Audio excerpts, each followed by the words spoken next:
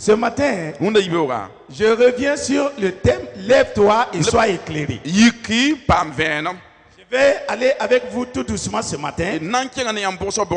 Parce que nous avons dit qu'aujourd'hui, c'est la Pentecôte. Mais quand vous lisez par exemple dans Actes chapitre 2, le verset 3, et il est dit que des langues semblables à des langues de feu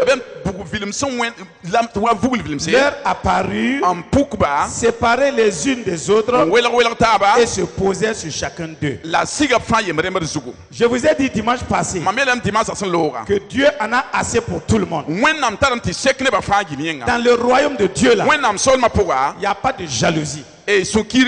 Dans le royaume de Dieu là, il n'y a pas de rivalité. Il n'y a pas, dans le royaume de Dieu, il n'y a pas de bataille. Il n'y a pas de guerre. Comme les enfants qui veulent arracher le pain de la main de l'autre. Quand le Saint-Esprit est venu, il a rempli chacun selon la mesure que Dieu veut lui donner. Et moi je vous dis ce matin que la même mesure, la même portion de l'onction, selon la dimension que Dieu a mesurée pour ta vie, moi, Kaboré Gilbert, je ne peux pas l'arracher. Celui qui est assis à côté de toi ne peut pas le retirer. Dieu a décidé au ciel que c'est pour toi et personne d'autre ne va la recevoir à ta place. C'est pourquoi, frère, ce matin-là, Dieu te dit, le Saint-Esprit est venu pour ton élévation. Le Saint-Esprit est venu pour ta grandeur. Le Saint-Esprit est venu pour ton règne. Le Saint-Esprit est venu pour t'établir. Le Saint-Esprit est venu pour t'enraciner. Le Saint-Esprit est venu pour te faire de toi, un grand quelqu'un. Le Saint-Esprit est venu pour te donner l'autorité et le pouvoir de régner comme roi sur la terre. Et personne ne peut s'opposer à ce règne. Non, ne te regarde pas comme insignifiant. Devant Dieu, tu es la personne qu'il faut à la place qu'il faut. J'ai dit devant Dieu, tu es la personne qu'il faut à la place qu'il faut, parce que Dieu, avant même que tu naisses, avant que tu sois dans le ventre de ta mère, avant que tes yeux ne voient ce monde, Dieu avait déjà préparé le jardin d'Éden pour toi, là où tu dois vivre dans la paix, dans la joie, dans la victoire, dans le succès. Alléluia. Alléluia. Amina.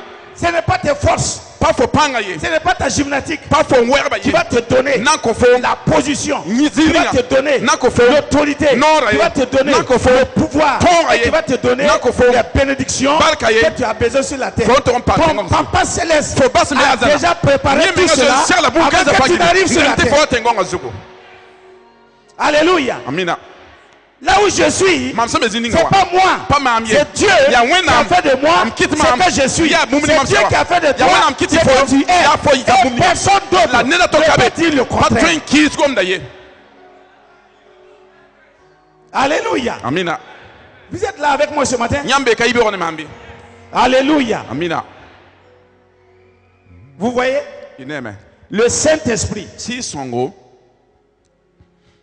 Le danger, c'est que le peuple de Dieu, beaucoup d'enfants de Dieu, n'ont pas encore pu discerner pour se dissocier les choses qui voient leur gloire.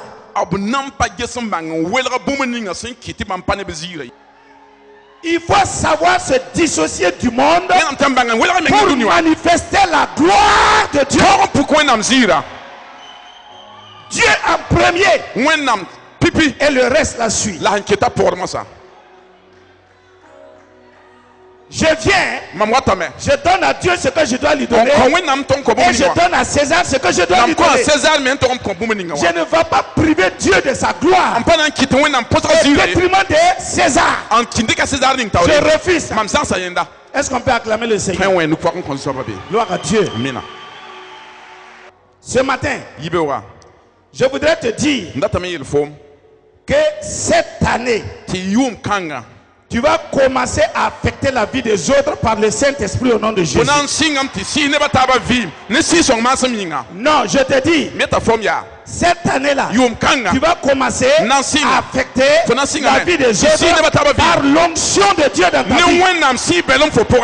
L'onction de Dieu est venue sur ta vie pour impacter les autres. Et c'est ce que tu vas faire. J'ai dit c'est ce que tu vas faire. Tu veux ou tu vas le faire. Tu veux pas ou tu vas le faire. Puisque tu ne peux plus renier. Le Saint-Esprit t'a déjà saisi. Tu es obligé de marcher selon ce qu'il veut que tu fasses. Alléluia. Cette année, dans le nom de Jésus, le nom qui est au-dessus de tous les noms, nous allons nous asseoir au sommet, sur le trône de la gloire.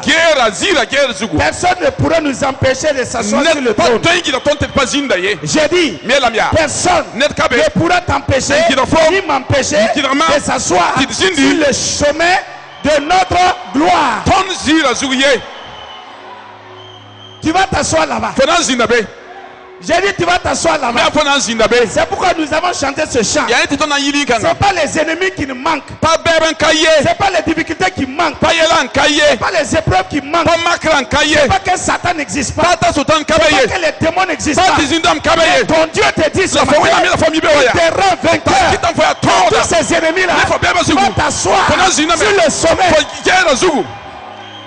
Wow. Wow. Alléluia. Amina. Almighty. Alléluia. Alléluia. Gloire à Dieu. Frères et sœurs, écoute-moi bien ce matin. Cette année, même s'il y a 1 milliard de personnes qui réussissent ensemble, toi tu seras le numéro 1. Non, j'ai dit toi tu seras le numéro 1. Gloire à Dieu.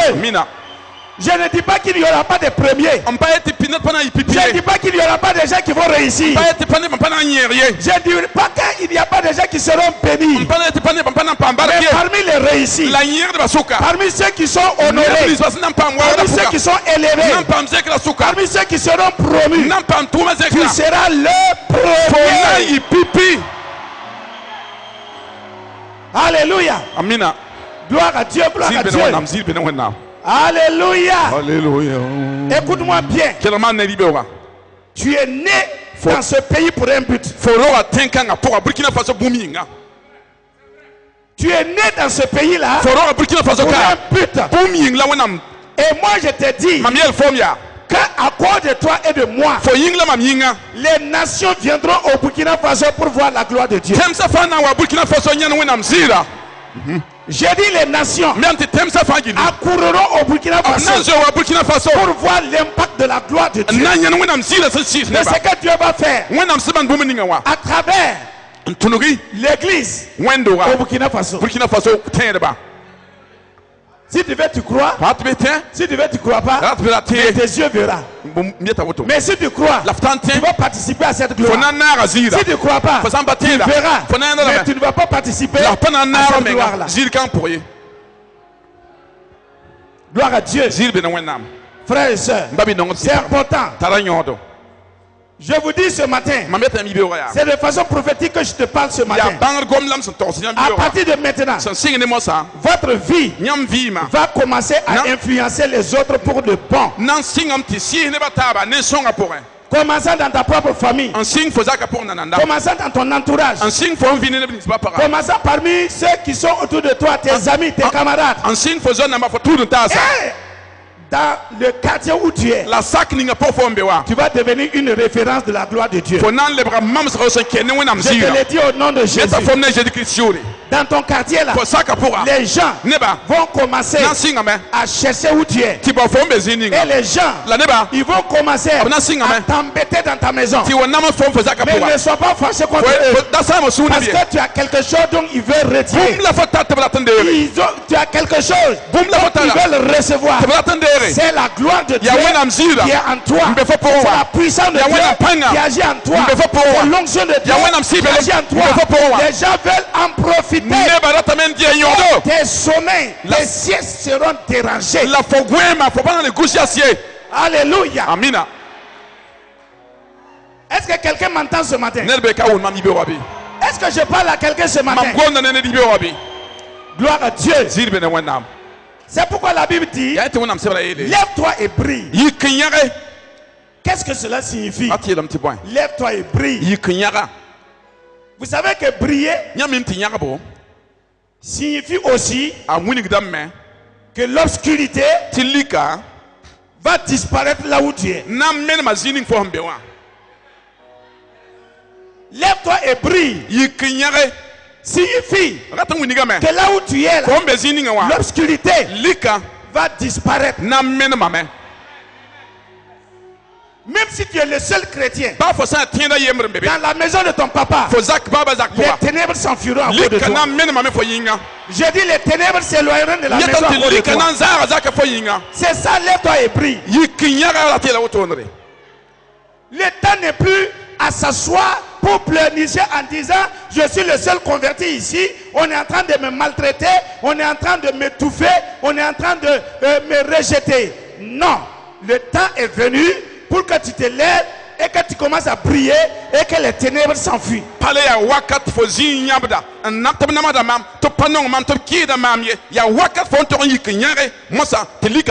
Chrétien, écoutez-moi. Vous avez trop erré de gauche à droite. Dieu vous dit, ton temps de briller est arrivé. Les ténèbres doivent disparaître. Et vous savez que les ténèbres là, ça signifie quoi? Les ténèbres là, ça signifie beaucoup de choses. La maladie, la pauvreté, la malédiction, la stérilité, le chômage, la mort prématurée, tout ça, ça fait partie des ténèbres. C'est de ça que je te parle. Ce qui t'a fait pleurer jusqu'à maintenant, là, Dieu te dit, lève-toi et brille. Cela doit disparaître. Cela doit disparaître. Tu dois dire, je crois à la parole de Dieu. Satan, toi et tes démons, c'en est assez. Maintenant, pas question de rester ici. Pas question de rester dans ma maison. Pas question. Ténèbres, vous ne pouvez pas rester ici. Gloire à Dieu. Lève-toi et prie. C'est ça. C'est ça, mon frère. Le christianisme formel là, c'est terminé. C'est fini. Tu es bouillant, je suis bouillant. Parce que le feu du Saint-Esprit est descendu sur toi. Comme le jour de la Pentecôte. Alors, tout doit être enflammé. En toi. Tu deviens une braise ardente entre les mains de Satan. Il ne peut pas te tenir. Voilà, il ne peut pas. Quand il te touche, ça le brûle.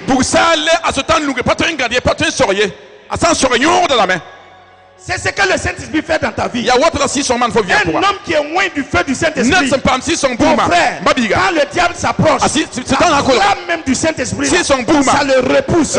Quand la maladie s'approche, la flamme du Saint-Esprit, le feu du Saint-Esprit repousse la maladie. Quand le Saint-Esprit est en toi, le feu du Saint-Esprit, comme je l'ai dit dimanche passé, consume les liens dans ta vie. Tu n'as pas besoin d'aller t'asseoir devant un pauvre, minable homme qui est là assis, disant que lui il a l'autorité de te délivrer. Tu es déjà délivré par la puissance du Saint-Esprit. Alléluia.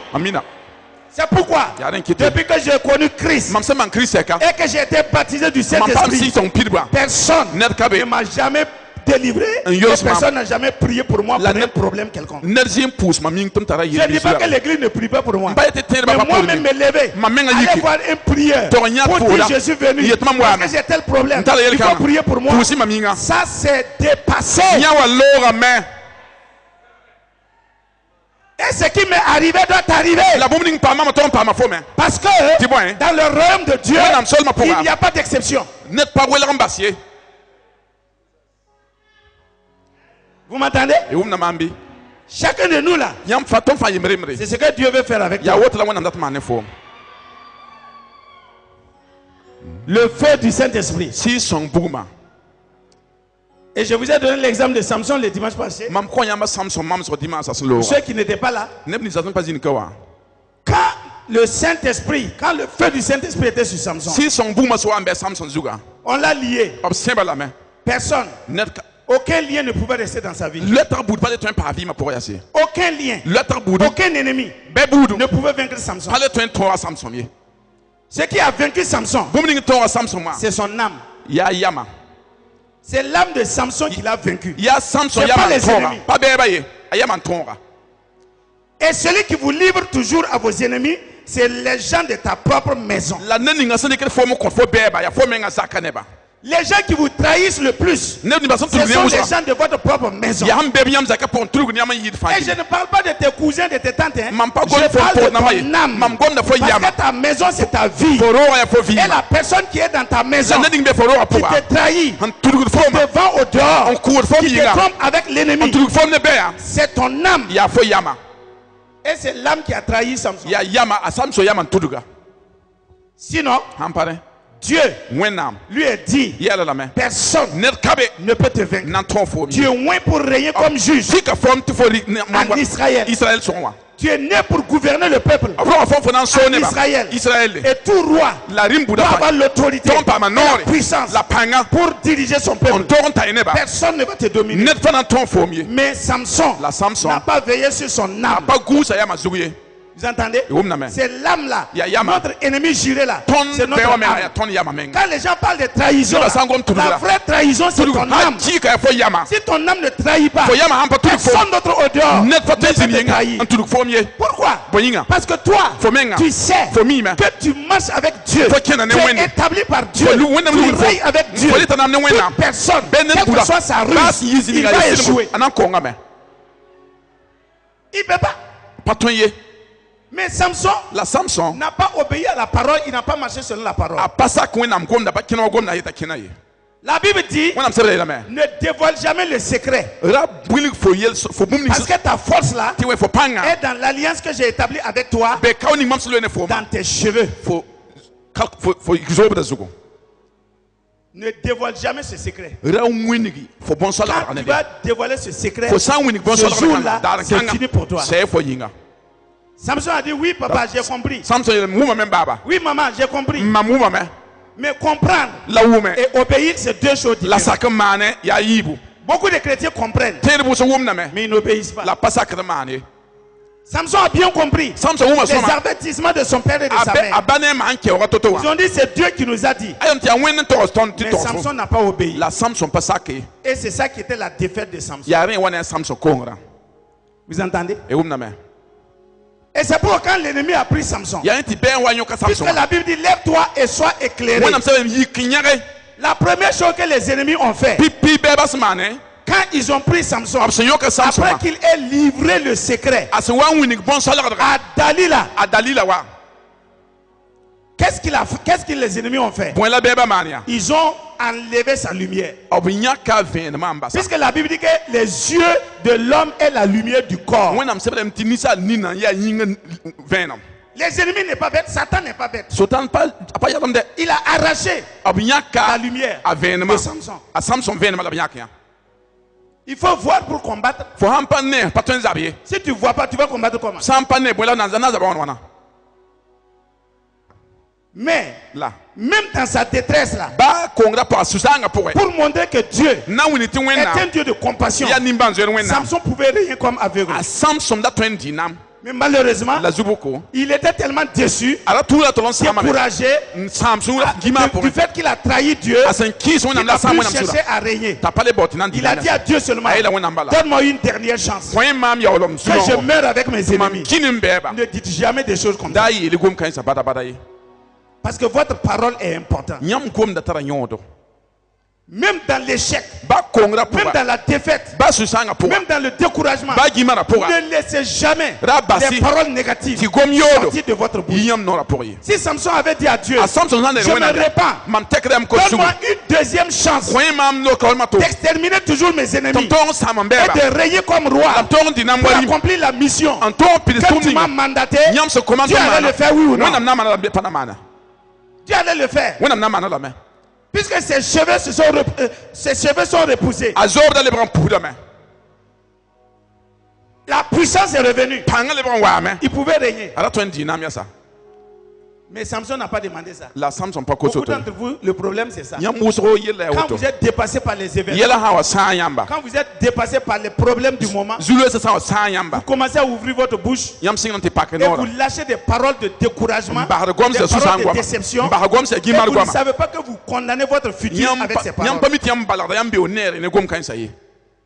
Refusez. Refusez. Faites comme la Sunamite. Quand l'enfant de la Sunamite est mort, quand elle est allée vers Élisée, Élisée a regardé la femme. Il dit, mais qu'est-ce qui t'amène? Est-ce que ça va?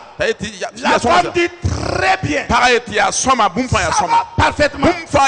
Pourtant, elle a laissé un cadavre à la maison. Et ce qu'elle a déclaré là, c'est ce qu'elle va vivre. Elle a dit que ça va. Mais quand elle est approchée d'Élisée, Dieu a ouvert maintenant les yeux d'Élisée. Et Élisée a dit, ah, cette femme-là est dans la détresse, mais l'Éternel m'avait caché. Je pose la question. Élisée n'était pas un homme de Dieu? Il était bel et bien un homme de Dieu. Mais il y a des situations dont il ne savait même pas pourquoi cette situation était là. Il a fallu que Dieu lui montre. Quand vous êtes un homme de Dieu, tout n'est pas automatique. Non. Il y a des moments où il faut que Dieu vous parle et vous révèle des choses. Ça ne veut pas dire quand vous êtes un enfant de Dieu, quand vous êtes un homme de Dieu, tout est automatique dans votre vie. Quand vous êtes assis seulement, vous voyez les choses comme une télévision. C'est pas vrai. C'est pas vrai. Il ne voyait pas. Quand Dieu lui a montré, il a compris maintenant ce qui a amené la femme. Bien aimé frères et sœurs. Et cette femme est repartie avec Élisée. Ayant la solution dans sa main. Quand vous êtes attaché à un homme de Dieu, à un oint de Dieu, quelqu'un dont Dieu utilise, mon frère, ma soeur, tes problèmes ne peuvent jamais rester dans l'armoire. Jamais. Cette femme, elle est repartie avec la solution parce qu'Élisée est parti avec elle. Élisée a dit à la femme, il faut aller avec mon serviteur. La femme dit, Élisée, regarde-moi. De même que tu étais attaché à Élie, moi aussi, je ne me sépare pas de toi dans cette situation. Ton serviteur peut aller, mais moi, ce n'est pas ton serviteur qui a prophétisé sur ma vie. C'est toi qui m'as dit que j'aurai un enfant. Cet enfant est mort. Toi, tu me dis d'aller avec ton serviteur. Je bouge pas. Toi-même, ton pied, mon pied. C'est ça. Être disciple. Être disciple. Moïse a dit la même chose à Dieu. Lorsque Dieu a dit à Moïse, ce peuple-là a un coup raide. Je ne vais plus marcher avec vous. Si je marche devant vous, je vais vous éliminer en cours de route. Parce que ce peuple-là est rebelle. Moïse s'arrête. Quand vous lisez la vie de Moïse, vous comprenez pourquoi Moïse ne pouvait pas être récupéré par Satan. Jamais. Même quand il était sur la montagne, il a dit que l'un de l'Éternel et Satan ont disputé sur le corps de Moïse. Satan dit, Moïse a désobéi. Là, il dit, je te réprime. Tu connais pas Moïse? Son destin a été scellé avant sa naissance. Tu n'as rien sur lui. C'est pourquoi Moïse, quand il a apparu à Jésus, il était toujours vivant. Moïse arrête de dire à Dieu, hey, Dieu, on va se parler entre amis. Tu as dit que je suis ton ami. On va se parler. Quand j'étais au pied de la montagne de Horeb, là, Est-ce que c'est un ange qui est venu me parler? Dieu dit non. Là, tu as dit la vérité. C'est moi qui est venu me parler. Il dit, quand j'étais au pied de la montagne, celui qui m'a dit, va avec ce bâton pour libérer mon peuple. C'est un ange qui m'a parlé. Dieu dit non, c'est moi. Il dit voilà, on va se dire la vérité. Moi, je ne suis pas quelqu'un qui suit les anges. C'est toi ou rien. Si toi tu ne bouges pas avec nous là, on ne quitte pas ici. Quelle était la raison? Parce que l'ange ne connaît pas pitié. Quand vous laissez l'ange vous conduire, si vous faites un faux pas sur la route, l'ange vous tue. Il part faire compte rendu à Dieu. Mais si vous marchez avec Dieu, même si vous faites un faux pas, quand Dieu commence à vous châtier, Dieu vous pardonne, il vous relève et il vous met encore sur la route. C'est ça, moi j'aime Dieu. Il ne joue jamais dans ses projets. C'est pourquoi Moïse a dit un ange avec moi. Non, tu m'as mal regardé. Moi je ne suis pas un ange. Je ne suis pas un ange. Je suis Dieu. L'ange est important. Mais ce n'est pas lui qui est l'auteur de mon salut. L'auteur de mon salut là, c'est Jésus-Christ de Nazareth. Et c'est le Saint-Esprit que Jésus-Christ de Nazareth a envoyé le jour de la Pentecôte pour nous conduire, pour nous diriger, pour nous consoler et pour nous montrer la voie à suivre. Pas un ange. Est-ce qu'on se fie à lui? Est-ce qu'on se fie au Saint-Esprit? C'est ça. Mon frère, ma soeur. Est-ce qu'on se fie au Saint-Esprit? Il dit, lève-toi et brille. La Bible dit que votre lumière est venue. La lumière est venue dans ta vie quand? Le Saint-Esprit est la lumière. Quand le Saint-Esprit est venu dans ton esprit, la lumière de Dieu a éclairé ton esprit. Ton esprit maintenant, qui est la lampe de l'Éternel, éclaire ton âme. Pour que tu puisses marcher dans la victoire. C'est pourquoi il a dit lève-toi et brille. Parce que ta lumière est venue. Regardez dans le psaume 30. Le psaume 30 verset 5. Gloire à Dieu. La Bible dit que les pleurs peuvent durer une nuit. Les pleurs peuvent durer toute une nuit. Et je sais que beaucoup d'entre vous, vous avez pleuré toute une nuit. Dieu dit c'est vrai. Les pleurs peuvent durer toute une nuit. Mais il dit, la nuit n'est pas éternelle. La nuit n'est pas éternelle. Il est dit que le matin, dans ta vie, ça amène quoi? La joie vient le matin. Gloire à Dieu. Ça veut dire quoi? La nuit, c'est le temps difficile. C'est le temps de la maladie. C'est le temps de l'épreuve. C'est le temps de difficulté. C'est le temps du chômage. C'est le temps du non-mariage. C'est le temps de toutes sortes de problèmes qui vous fait pleurer toute une nuit. Vous voyez, frères et sœurs, toute une nuit. Mais le matin, la joie arrive. Le matin, la joie est devant vous. Gloire à Dieu. Et ça, c'est très important que nous comprenions. Lorsque vous pleurez, vous pleurez parce que les situations ne sont pas comme vous attendez. Vous pleurez parce que les situations sont contraires à votre désir. Vous pleurez parce que pour vous, il semble ne pas y avoir de solution.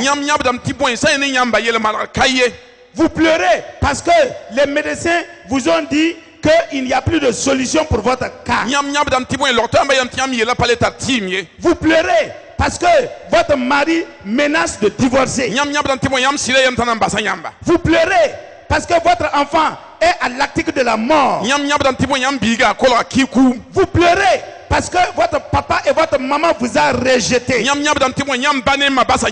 Vous pleurez parce qu'il n'y a personne pour venir à votre secours. Vous pleurez parce que vous êtes abandonné comme un renard dans le désert. Vous regardez à gauche, vous regardez à droite. Il n'y a pas de solution. Il n'y a pas d'aide. Exactement comme David l'a dit. Je lève les yeux vers les montagnes. D'où me viendra le secours? Et la pensée est venue à David. Mon secours là vient de l'Éternel des armées. Et moi je vous dis ce matin, quelle que soit la durée de la nuit, quelle que soit la durée de l'épreuve, quel que soit le temps que vous traversez ces problèmes là, je vous dis ce matin, la joie vient le matin. Je dis la joie vient le matin. Et mon frère, ma soeur, le matin de ta vie est arrivé. La joie vient. La joie vient. La joie vient. Le matin. Frères et sœurs, c'est votre journée de joie. Dis à ton voisin, c'est ton jour de joie. Ah oui, ce que l'ennemi a tenté de faire dans ta vie, il a échoué. Les pronostics de l'ennemi dans ta vie, il a échoué. C'est le matin, le matin de ta joie. Oui, je le dis de façon prophétique. Ça veut dire que la joie a commencé dans ta vie. La joie a commencé dans ta vie.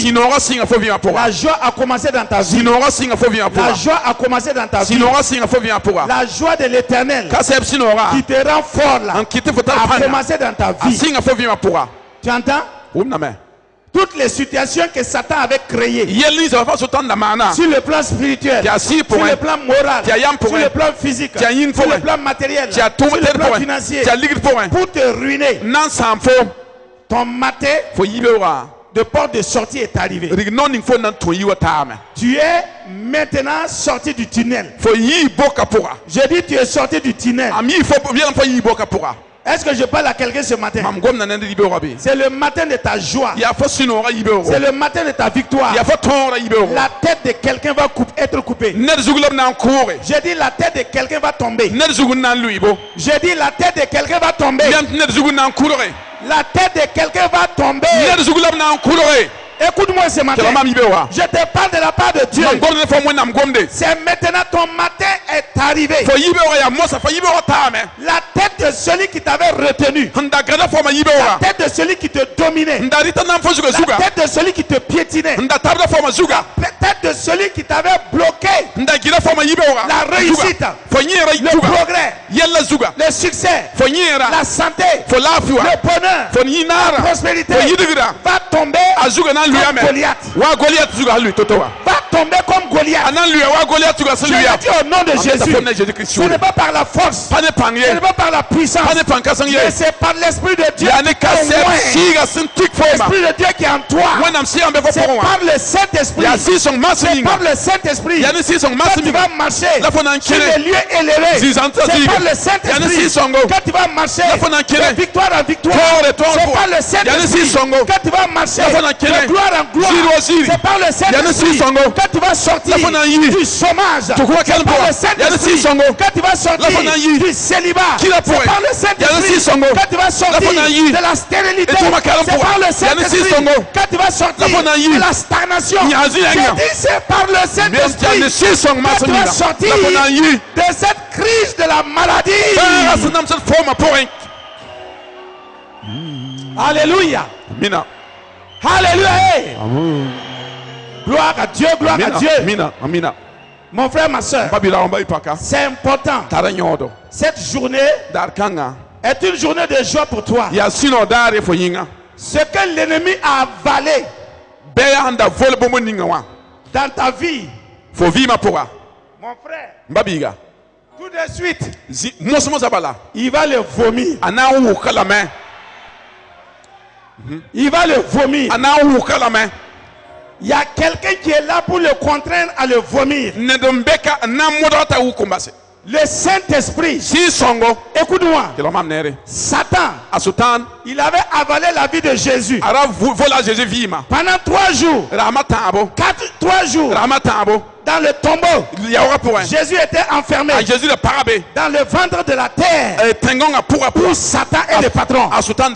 Mais mon frère, quand le Saint-Esprit a quitté le ciel le matin du 3e jour, il est descendu. Quand il est rentré dans le tombeau, Satan a fait il a vomi Jésus. J'ai dit tout ce que Satan a avalé dans ta vie, il va le vomir. Il a avalé ta santé, il va le vomir ce matin. J'ai dit il va le vomir ce matin. Il a avalé ton enfant, il va le vomir. Il a volé, il a avalé tes finances, il va le vomir. Il a avalé ton mari, il va le vomir. Il a avalé ta femme, il va le vomir. Ce matin, tout ce que Satan a avalé dans ta vie, je le vois en train de le vomir au nom de Jésus. Écoutez, ce que moi j'aime avec Dieu, si Satan il t'avale une pièce, Dieu le fait vomir cette pièce. Il le fait vomir cette pièce. Ça veut dire que ce matin-là, si tu as volé quelque chose, une seule chose, il va vomir cette chose pour toi. Vous êtes là? Gloire à Dieu. Asseyez-vous une minute. Mon frère, ma soeur, regarde. Le Saint-Esprit me dit de te dire, de la tombe de ton désespoir, sortira ton témoignage ce matin au nom de Jésus. Un témoignage vivant. Un témoignage vivant va sortir de la tombe du désespoir de quelqu'un ce matin. Jésus. Lisons le psaume 102, le verset 13. Lisons dans le psaume 102. Psaume 102. Lisons le verset 13 si je m'abuse.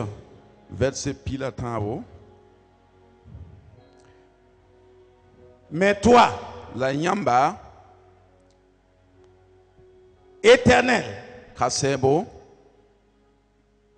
tu règnes pour quelque temps. Hein? Tu règnes à? Tu règnes à? Et ta mémoire dure un instant. Hein? De génération à génération. Tu te lèveras. Tu auras pitié de Sion, c'est-à-dire l'église. Car le temps d'avoir pitié d'elle, le temps fixé est à son terme.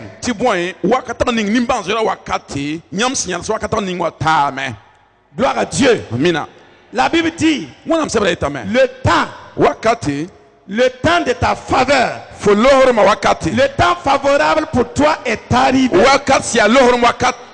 Parce que Sion c'est l'église. Dis amen.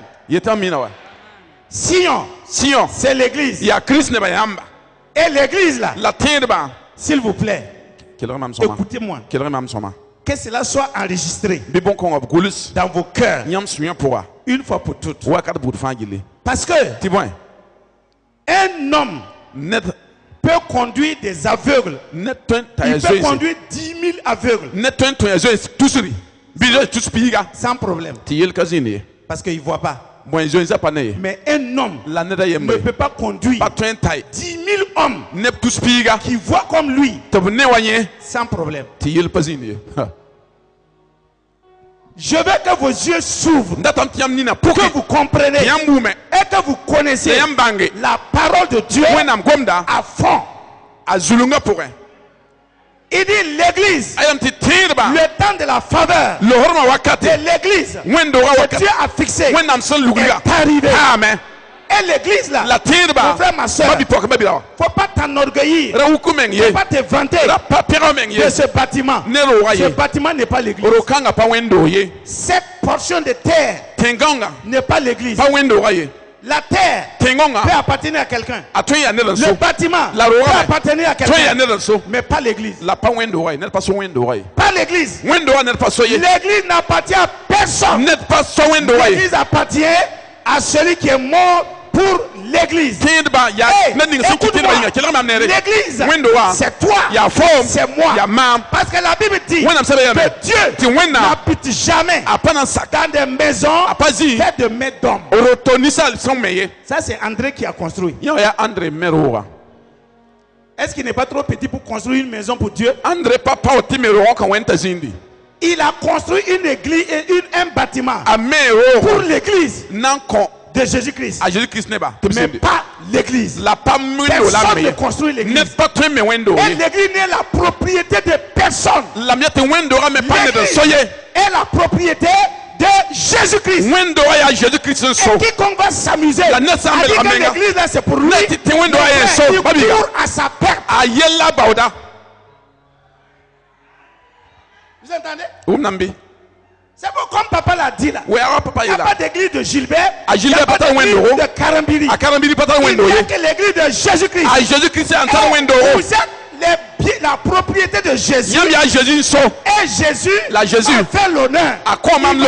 Et il m'a placé à la tête de son église. Quand vous êtes, pour vous encadrer, pour vous nourrir, pour vous fortifier, pour vous engager et préparer, pour que nous marchions ensemble pour entrer dans la gloire.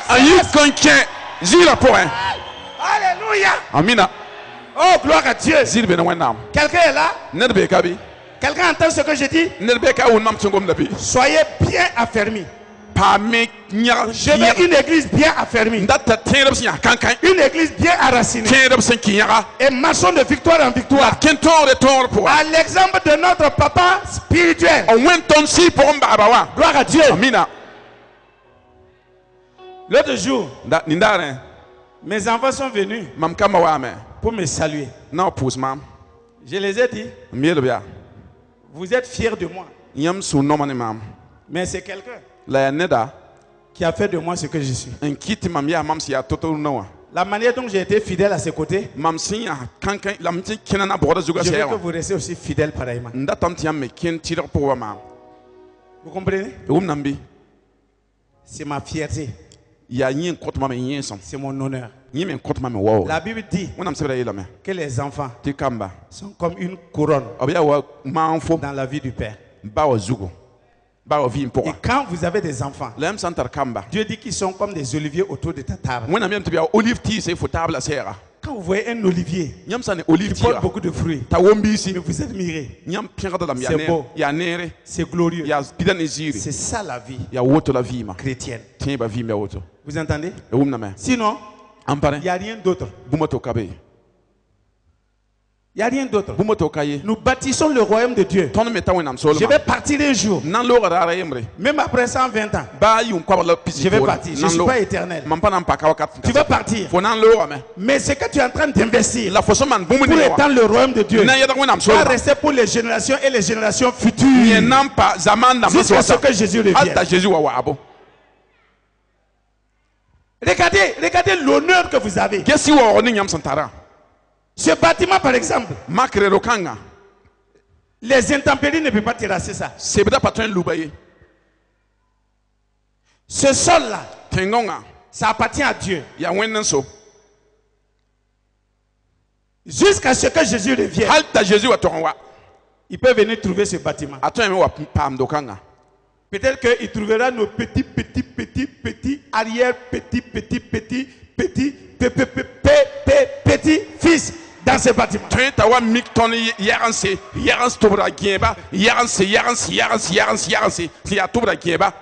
Et vous savez ce qu'on va faire? Nous, on va l'escorter au ciel pour venir. Regardez le privilège que toi et moi nous avons. Jésus est en train de venir. Et toi et moi, on est en train de l'accompagner. Il dit, je vais aller chercher mon église sur la terre. Et nous sommes les privilégiés pour l'accompagner, venir chercher l'église. Vous ne rêvez pas de ça. Vous ne pensez pas à ça. Tout le temps vous êtes assis.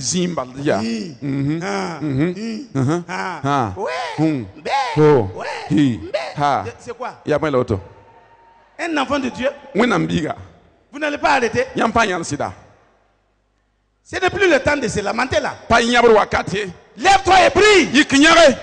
Car ta lumière est arrivée. Lève-toi et perce. Car ta victoire est arrivée.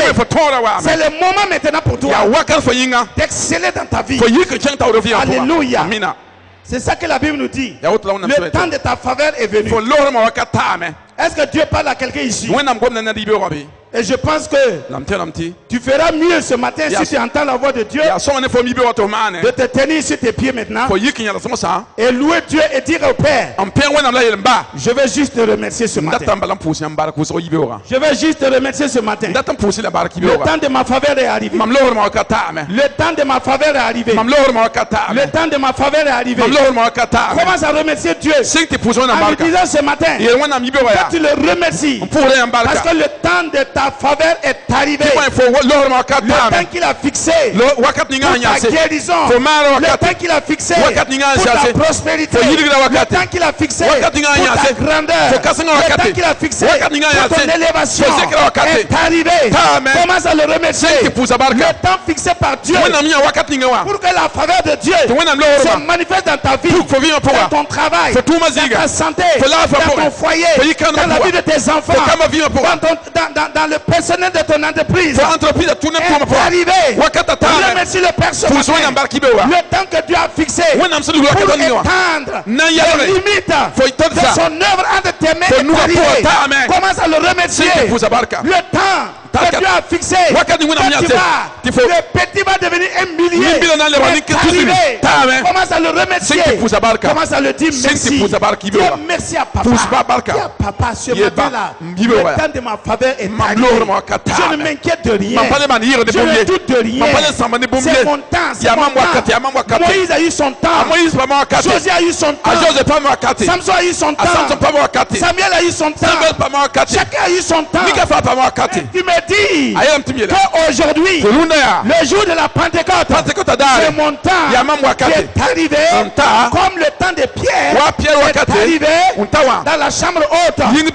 Il a été changé, transformé, et il a été un impactateur. Les signes le suivaient, les miracles le suivaient, les prodiges le suivaient, les guérisons se produisaient à travers les mains de Pierre. Son temps était arrivé. La peur est partie parce que son temps était arrivé. Moi aussi, mon temps est arrivé ce matin.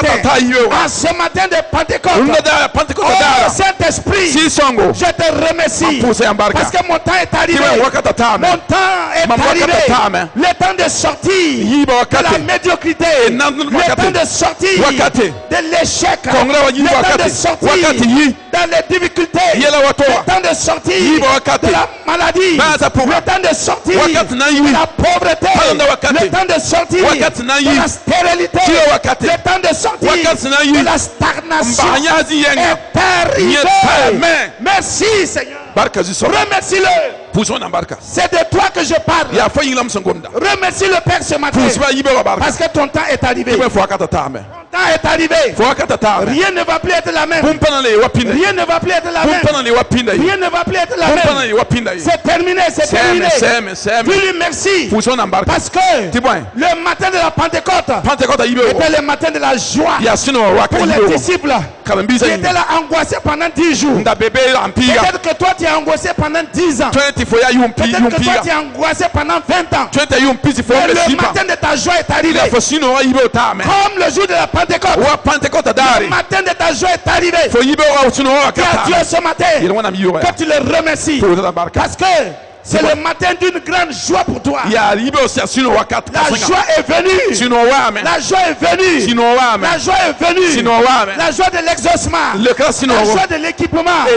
La joie de la bénédiction. La joie de la restauration. La joie est venue. Ce matin de Pentecôte. Dis merci au Seigneur. Ne garde pas la bouche fermée. Ouvre ta bouche. Sois reconnaissant. Et dis merci à Dieu.